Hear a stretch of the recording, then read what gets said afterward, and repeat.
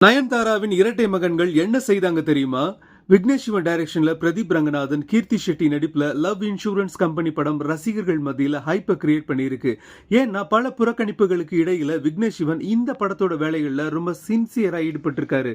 But the same time சினிமாவில் பிஸியா இருந்தாலும் மனைவி நயன் மற்றும் இரட்டை மகன்களான உயிர் மற்றும் உலக்கோட தன்னோட கோல்டன் டைமை ஸ்பெண்ட் பண்றாரு. அந்த வகையில ஃபாதர்ஸ் டே அன்னைக்கு ஒரு வீடியோவை போஸ்ட் பண்ணி ட்ரெண்டிங்ல இருக்காரு. அதுல கார்ல டிராவல் பண்ணிக்கிட்டே மகன்கிட்ட நான் பேசணும் நீ கேட்கணும்னு சொல்ல அந்த சுட்டி பையனும் நீ கேட்கணும் நான் சொல்லணும்னு ஏட்டிக்கு போட்டி வாயாடுறாரு. பக்கத்துல இருந்த நயன்தாரா மகன் வாயாடுறத பார்த்து மெய் மறந்து போய் சிரிக்கிறாங்க. அதோட டேய் தம்பி சொல்றத கேளுன்னு விக்கி சொல்ல மகனும் கேட் காப்பி மாதிரி அதையே சொல்றாரு.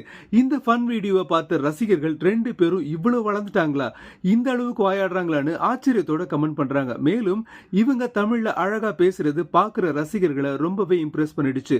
இசை பிரியர்களான இரண்டு மகன்களும் ஆல்ரெடி பல பாடல்களை பாடின வீடியோ இணையத்தை கலக்கினது குறிப்பிடத்தக்கது.